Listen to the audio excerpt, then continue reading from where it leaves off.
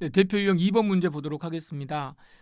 다음 중 가백에 사기죄가 성립하지 않는 것 골라라 지금 이렇게 되어 있죠. 사기죄가 안 되는 거. 자, 기억본 보시면은요. 부동산 중개업자인 갑이 아파트 입주권을 매도하면서 이 중개업자인 갑이니까 이분은 이제 중개사이시겠네요. 부동산 중개사. 아파트 입주권을 매도하면서 그 입주권을 이제 어떻게 샀냐면 2억 5천만 원에 이제 이걸 구입을 했나 봐요. 그래가지고 이제 아파트 이런 거 많이 하시죠. 입주권 가지고 있는 사람한테 그 얼마에 그 받으셨어요? 그러면 뭐 2억에 받았습니다. 그러면은 저기 그러면은 저한테 2억 5천만 원에 파세요. 이렇게 말한 겁니다. 그래서 5천만 원 주고 돈을 주고 사고 그럼 안 되겠는데요. 2억 4천만 원 했다 그러면 아무튼 2억 5천만 원에 샀어요. 2억 5천만 원에 이걸 사가지고 이거 어떻게 했어요? 확보를 해가지고 다른 이제 이거 입주권 살려고 하는 사람들이 있거든요, 주위에. 자, 이렇게 되면 2억 9,500만 원에 이거를 전매하는 사실을 이걸 살려고 하는 사람이 누가 오니까 여기 저 입주권 있나요? 이렇게 물어보니까 입주권 있습니다. 얼마 하나요? 모두도 한 2억 9,500원 주셔야 됩니다. 이제 이런 식으로 이야기를 한 거죠. 근데 자기는 이걸 얼마에 샀죠? 2억 5천에 샀습니다. 근데 파는 건 얼마에 파는 거예요? 2억 9,500에서 한 2억 9,500에 파는 거예요. 자, 그러면 순간 이게 앉은 자리에서 4,500만 원 받는다는 게 이런 거예요. 좋죠. 이게 뭐 이게 저기 떴다방 이런 거 하는 거, 그런 거 있을 수도 있죠. 근데 이게 뭐 어차피 전매하는 게 이게 뭐 그 법으로 위반된 게 아니라면 2억 5천만 원에 사가지고 2억 9,500만 원에 파는 거는 이거 뭐 하는 겁니까?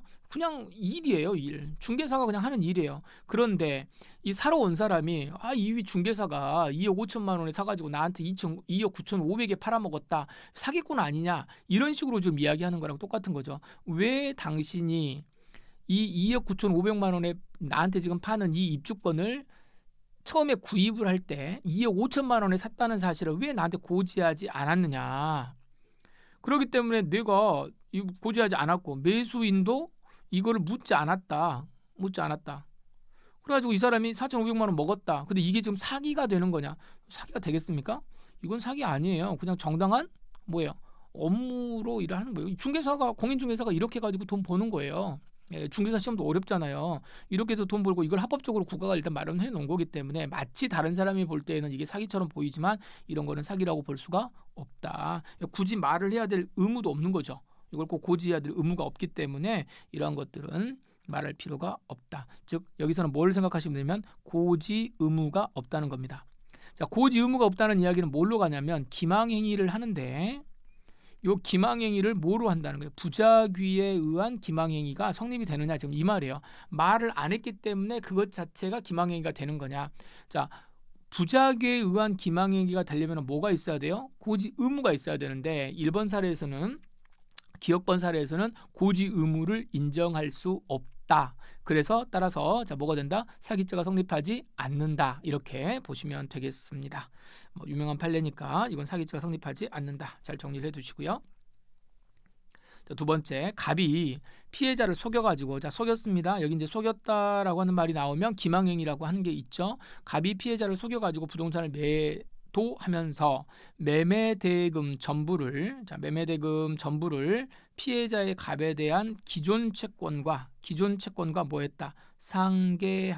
상계한다라는 게 뭐예요? 서로 맞바꾼다. 이게 서로 털어낸다는 거죠. 내가 가지고 있는 채권, 네가 나한테 줄 돈 있는데 내가 너한테 더 받을 거 있으니까 털어버리겠다. 지금 이걸 우리가 상계라고 하는 것인데, 상계라고 하는 거는 상계할 수 있는 채권이 있을 때 상계를 하는 것이지 밑도 끝도 없이 그냥 뭐 내가 줄 거 있으니까 그걸로 퉁치자 이렇게 한다고 되는 게 아니거든요.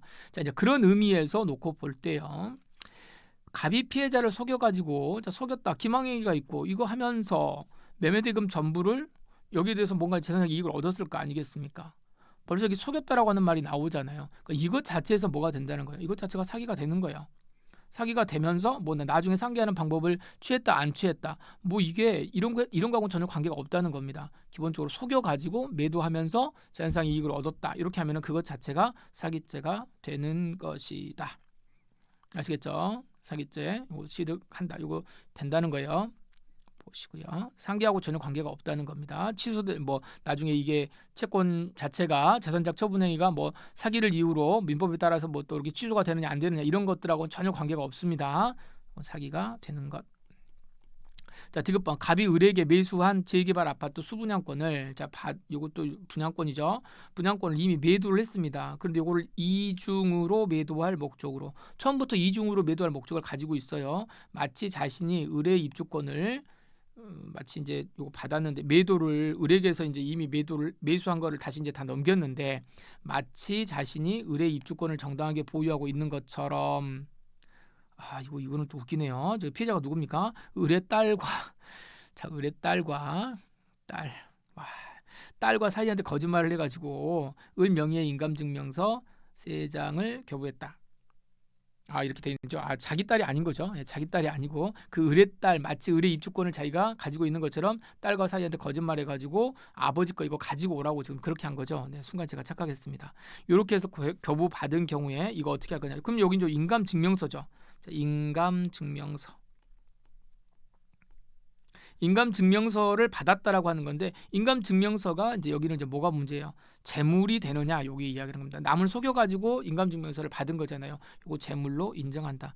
자, 사기죄에 있어서 사기죄의 객체는 뭐죠? 재물과 재산상 이익이고요. 재산상 이익이고 여기서 말하는 재물은 경제적 용법에 따라서 그렇죠? 경제적 용법에 따라서 재물성을 이제 인정을 하는 것이기 때문에 이 인감증명서 요거 자체도 뭐가 된다? 피해자 명의의 인감증명서 이거는 재물성이 인정이 되기 때문에 이것을 남을 속여가지고 이걸 받았다라고 한다면 이것도 뭐가 된다? 사기죄가 된다. 이렇게 정리를 하시면 되겠습니다. 이거 사기죄 됩니다. 자, 네 번째요. 리을번. 자, A 회사의 운영자 갑이 A 회사의 사장님인가 보죠. 갑이 A 회사의 피해자 B에 대한 채권이 존재하지 않는다는 사실을 이미 쭉 자기는 알고 있어요. 그런데 그러니까 이게 이렇게 되는 거죠. 갑이라고 하는데 A 회사가 B에 대해서 채권이 없습니다. 채권이 없어요. 그런데 요 A 회사의 채권이 전혀 없는데 A 회사의 채권자인 C로 하여금 C라고 하는 회사한테 여기가 이제 채권자죠. 채권자 여기 돈을 달라고 이제 C가 A한테 돈을 달라고 하니까 A가 뭐라고 이야기하냐면 B에 대해서 우리가 받을 게 있는데 사장님 여기서 직접 A 회사인 채권자 요 C로 하여금 A 회사의 피해자 B에 대한 채권의 압류 요거를 신청하겠다. 자, 그러면 A 회사는 여기에 대해서 채권이 없음에도 불구하고 이 채권자 여기 C가 여기에 들어가 가지고 뭐 하려고 했다? 압류하도록 했다. 지금 이렇게 하는 겁니다. 압류 및 전부 명령을 신청해 가지고 그 명령을 받았지만 생각해 보시면 받았지만은 어떻게 되는 거예요? 받았다고 하더라도 이게 지금 무효겠죠. 왜냐하면 여기 채권이 없으니까. 자, 그렇다면 요거는 사기죄가 될 거냐? 이건 뭐냐면은 C라고 하는 회사 자체는 A라고 하는 회사 자체에 대해서 채권이 있습니까? 없습니까? 있죠. 채권은 있어요. 그냥 원래 채권이 있는 거고 그다음에 A는 C에게 자기가 원래 갚아야 될 돈이 있는데 뭐라고 한 거예요? 다른 사람한테 요 B한테 내가 받을 것이 있으니까 그쪽에 가가지고 그쪽에 있는 채권을 좀 가져가세요라고 이야기를 한 것뿐이란 말이에요. 자, 그렇게 되면 실질적으로 C라고 하는 회사는 A한테 돈을 받을 게 있잖아요. 단순히 이건 수단에 불과한 거지. 수단. 근데 이거 가서 보니까 압류명령 받았는데 사실은 A가 B한테 받을 돈이 있어요? 없어요? 없어요. 없으면 어떻게 하면 되는 거예요? 이거 괜히 했네. 그러면서 여전히 C는 A에게 돈 받을 돈은 그대로 남아 있는 거죠. 그러니까 이게 뭐 굳이 재산상 이익을 얻은 것도 없고 손해를 본 것도 없고 아무것도 없는 거예요. 이거는. 그래서 이거는 이 설령 명령을 받게 했다고 하더라도 이건 뭐 사기하고는 전혀 관계가 없는 겁니다. 그냥 장난친 거죠. 이게 무슨 재산상 이익과 관련돼 가지고 무슨 어떤 재산이 이동되는 것들이 전혀 없기 때문에 이 부분에 대해서는 전혀 뭐 관계가 없습니다. 그래서 일단 원칙적으로는 이게 C가 A에 대해 요 C라고 하는 회사가 A라고 하는 요 회사에 대해서 진정한 채권을 가지고 있는 것이고 그렇다고 해서 뭐 법원 위반해 가지고 이걸 했다고 하더라도 어떻게 되는 겁니까? A가 여기죠. A가 만약에 지워버렸네요. A 입장에서 볼 때 실질적으로 B를 상대로 해가지고 만약에 이게 채권이 없는데 채권이 있는 것처럼 이럴 수는 있죠. A가 B를 상대로 채권이 없는데 채권이 있는 것처럼 해가지고 뭔가를 소송을 제기했다. 소송을 제기하는 거. 이거는 사기죄가 될 수 있죠. 그렇겠죠? 채권이 없는데 법원을 기망해가지고 B에 대해서 제가 채권을 가질 게 있는데요. 이거 주세요라고 추심 명령을 냈다. 요거는 사기죄가 될 수 있을런지 모르지만 C로 하여금 일정한 행위를 하게 한 거, 이거는 전혀 사기죄와 관련이 없다. 이렇게 보시면 되겠습니다. 사기가 안 됩니다. 자, 미음. 부동산 소유권 이전 등기 절차의 이행을 구하는 소를 제기해 가지고 동시 이행의 조건이 없이 이행을 명하는 승소 확정 판결을 받았습니다. 등기 이전 절차를, 그러니까 승소 등기를 받았어요. 그래서 그 판결에 기해서 이전 등기를 할 수 있었음에도, 할 수 있었는데 그걸 이행하지 않고 뭐한다? 이거를 을에게, 갑이 이걸 그렇게 하지 않고 을에게 위 부동산 이전 등기를 격려를 해줬다.